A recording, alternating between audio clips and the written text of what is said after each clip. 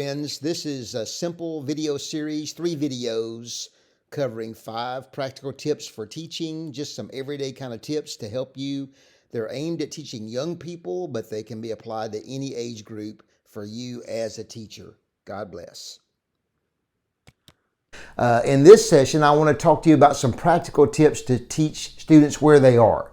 How do we teach them where they are, help them to be from where they are to where they need to be? And I want to give you 5 more tips on that as well. And so I just want to jump right into it without any delay. First of all, here's the first one. Number 1, it's important whether you're in a small group setting, a meeting in a home, or a Sunday school class, or you're in the big group in front of your young people, or you're communicating to a group of young people at a camp, or whatever setting it is, do everything you can to create a great environment. So the first point is work hard on the environment you create. Now, that's spiritual first of all. First of all, we want to have prayed and sought the Lord and spent much time. When I would speak at camps, I would go through, and I still do this at my church on Saturday morning prayer times I'll walk through and touch every row. Now, when I was speaking at a camp, I would touch every single seat and just pray, God, would you please touch the person that's going to sit in there? I can't do this. You have to do this. This is your work, and really yield to the work of the Spirit.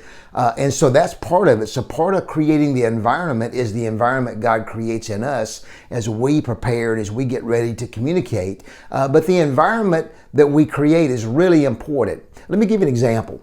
I've done in my younger years, I used to do a lot of Disciple Now weekends. And it was always fascinating to me. We could get there and the band would be playing and the students would get fired up and they would do their small groups and we would hear good reports on that.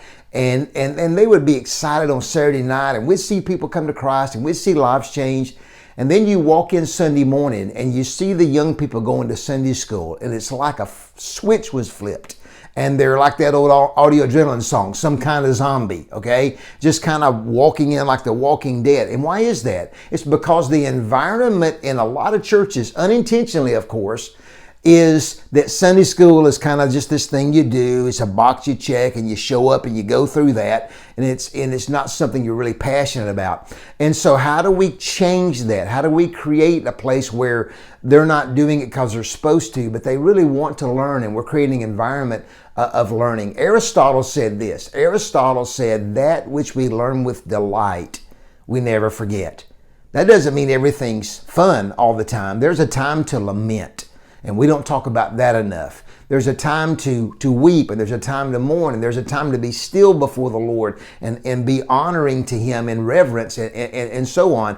But so much of what we're about is celebrate. The reason they moved worship services from Saturday, the Sabbath day, to Sunday in the early churches because they celebrated every week the resurrection of the Lord. And the Bible talks about entering His gates with thanksgiving, entering His courts with praise. And so there is to be a joyful environment and excitement and enthusiasm in the things that we do when we gather together. And so remember that Jesus regularly was described like this, a threefold way He was described. He went about preaching the good news. And by the way, we're giving people good news. Don't forget, we're giving people good news, not bad news. And He was teaching. He was helping people understand how to live. And then He was touching people. He was healing people. And we want to be proclaiming the good news. We want to be teaching things young people need. We want to be touching their lives. And imagine these 2 scenarios. These are kind of extreme examples. Just imagine. I'm going to use Sunday school as an example because that's where a lot of folks are. And so imagine you're the leader. You're the Sunday school teacher. You're the small group leader.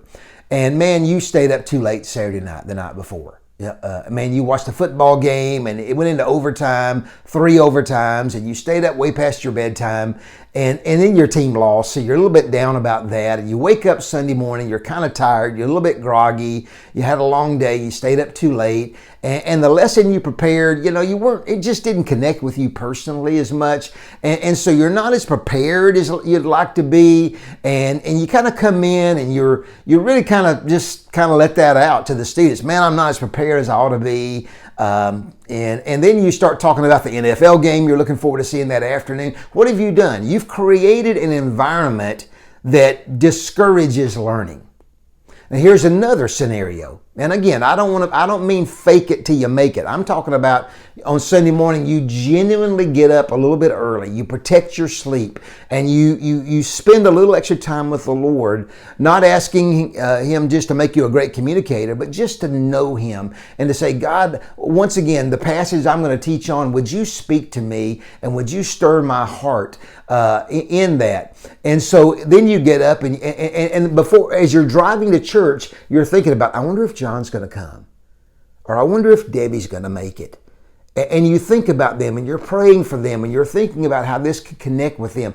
And then you remember how, as you're going over the lesson, that there was a certain verse or a certain point that really connected with you. And so it helped you to grow as well. So you want to help them see it, and you're enthusiastic about it because you did. So you come to the class.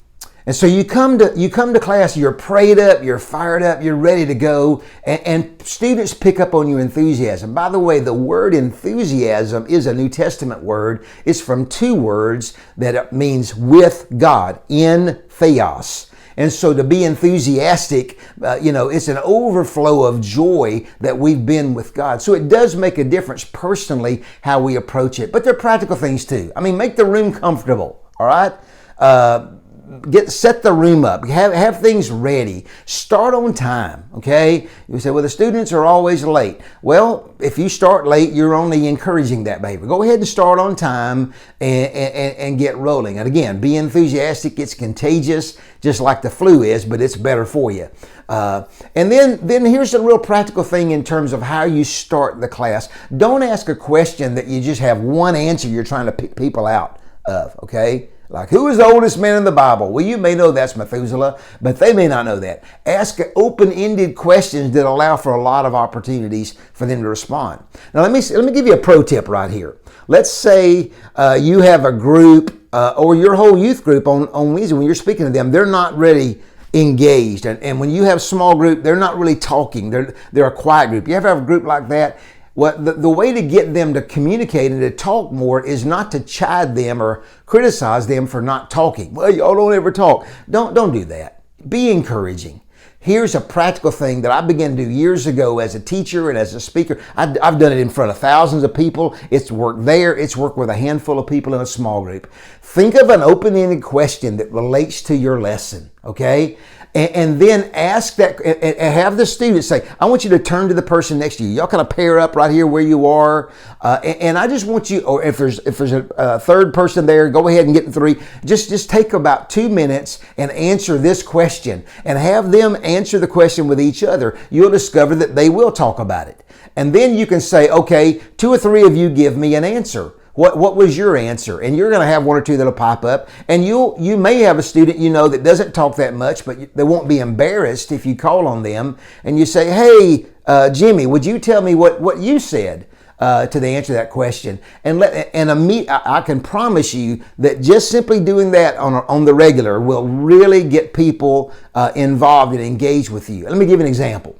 Let's say you're teaching on prayer. And again, I like to use the Bible and pick it up. And you're teaching from the Sermon on the Mount, where Jesus says in Matthew 7, verse 7, ask and it will be given you. Seek and you will find. Knock and it will be open to you. He's talking about being persistent in praying, like a child who wakes up and asks for help from her parents and she doesn't hear them answer. So she gets up and she seeks to them. She goes to their bedroom door and then she still doesn't hear them respond to her cry. So she knocks on their door because she's persistent and that kind of persistent prayer. And so you could ask a question like this. You say, I want you to pair up with a person next to you, and I want you to think of a time you lost your cell phone, your smartphone, or you lost your car key, or you lost something really important. You couldn't find your homework. Have you ever done that? All of us can identify with something that we've lost and we panicked when we couldn't find it. I want you to turn to the person, see if you can, and if you don't remember anything, that's okay.